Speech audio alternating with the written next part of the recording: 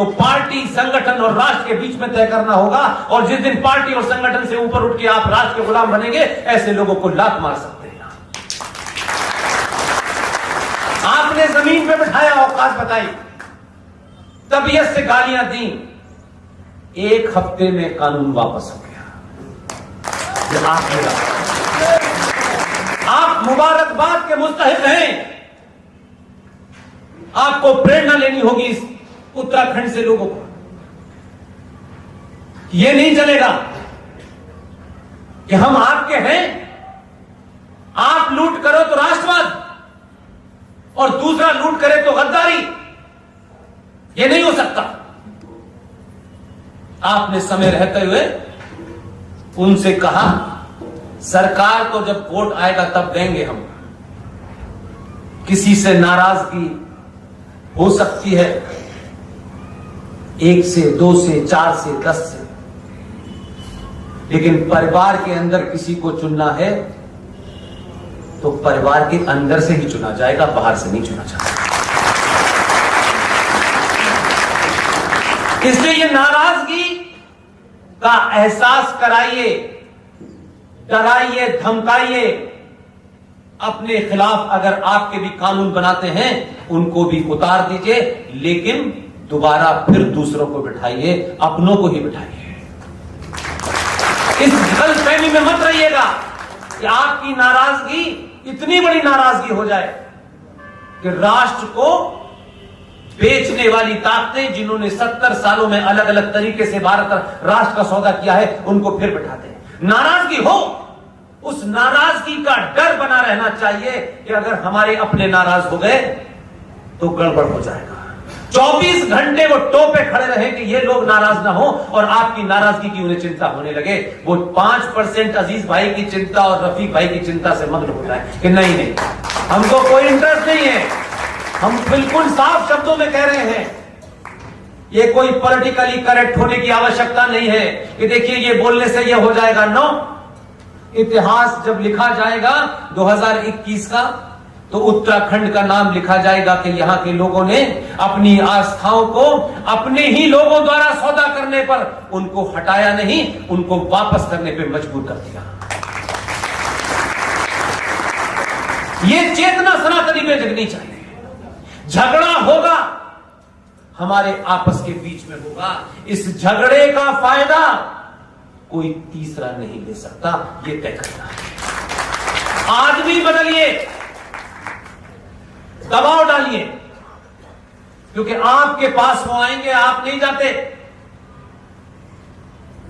99% समाज नहीं जाता नेताओं के पास काम कराने के लिए। या तो दलाल जाते हैं या उनके चमचे जाते हैं। 99% भारतीय सनातनी हिंदू समाज उन्हीं हालात में से अपना जीवन फिर भी ईमानदारी से जीता है। इसलिए गलतफहमी ना हो जाए नेताओं को कि उनके बगैर देश नहीं चलेगा। माफ कीजिएगा, ये तो बदकिस्मती है कि 70 साल के बाद तुम्हें बर्दाश्त करना पड़ रहा है, क्योंकि अभी वो पीढ़ी बाहर नहीं आई है जिसको आना चाहिए था। लेकिन आपके दबाव में बंगलौर से एक युवा निकल के आता है।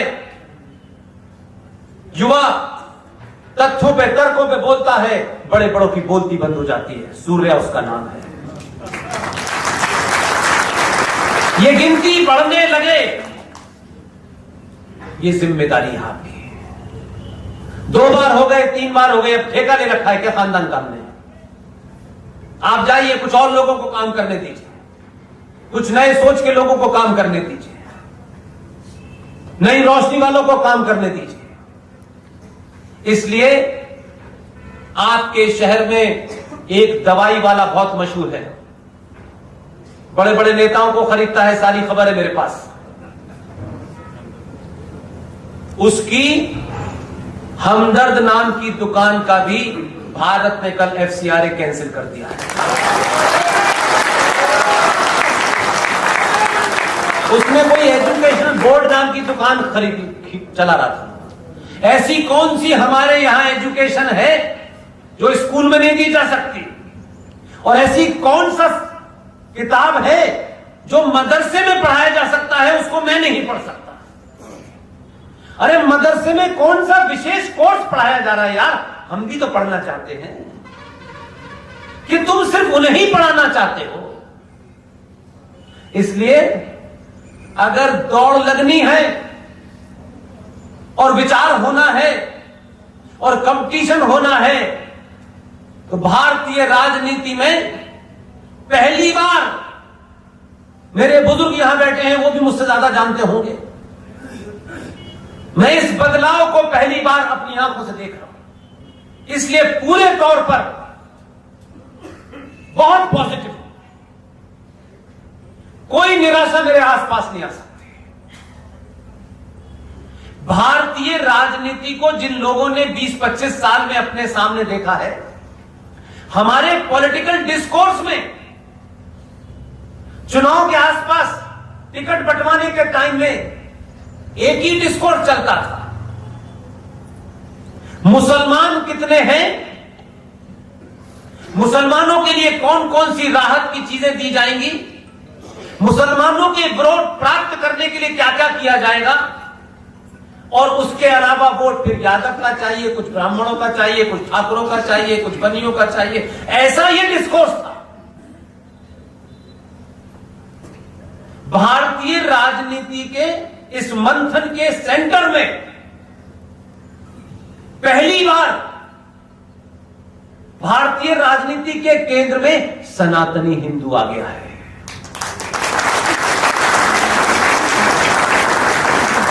और आपने कुछ नहीं किया, कोई जंग नहीं लड़ी, आप सनातनी हुए, तो अब उनको लग रहा है कि अगर ये आ गए हैं तो आप बदलाव देखिए। जो लोग भगवान राम का सर्टिफिकेट मांग रहे थे, वो मंदिर मंदिर घूम रहे जनेऊ डाल के। ये सामूहिक दबाव है, मेरी बात मानिएगा। उनको पता चल गया कि जिनको हमारे बाप दादाओं ने गाली दी है, जिनके मकान लूटे हैं, जिनके खिलाफ नियम बना करके उनके आस्थाओं के केंद्र को छीन लिया है सरकार ने, आप भीड़ भी हैं अगर, तो भीड़ का भी सही इस्तेमाल करने वाला आ गया है। इसलिए वो जानता है कि ये भीड़ है, इसमें सभी 24 कैरेट के सनातनी नहीं है, अभी बहुत सारे इसमें अगर मगर करने वाले लोग हैं।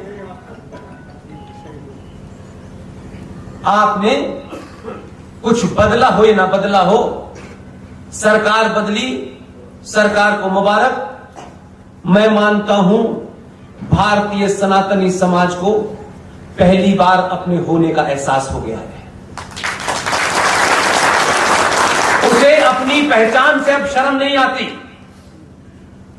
और इस बदलाव को देखना है तो आपके इस उत्तराखंड के इस इलाके में एयरपोर्ट पे मैं जब उतरा, मैंने बहुत बच्चों के, जो यंग बच्चे, फैशनेबल बच्चे, एकदम हमारे से ऐसा लगता है कि ये हमारे बच्चे हैं कि नहीं।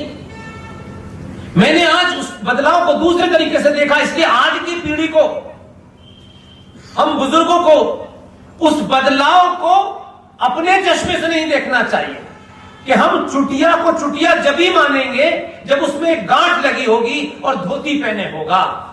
इसलिए चुटिया महत्वपूर्ण है कि चुटिया में गांठ लगना महत्वपूर्ण है। इसलिए आज का बच्चा लेटेस्ट फैशन के बाल कटवा रहा है, लेकिन उसके साथ में चुटिया भी रख रहा है। ये बात अगर आप कहते तो नहीं मानता। इस प्रोग्राम के आयोजक, इस राष्ट्रीय सनातन संस्कृति मंच के संस्थापक रूबिल पांड्याल से कहूं जरा खड़े होइए, खड़े होइए। चुटिया कहां है? आधुनिक भारत का ये बच्चा है। सारे तंत्र मंत्र सारे इसके पास आज के दौर के हैं। ये पिज्जा भी खाता है और पाकिस्तान को गाली भी देता है। ये अपनी मां के पैर भी छूता है और अपने सनातनी हिंदू होने पे गर्व भी करता है। यह आज की लेटेस्ट फैशन भी करता है, लेकिन घर के संस्कारों को नहीं छोड़ता। यही सनातनी पैदा करना हमारा काम है।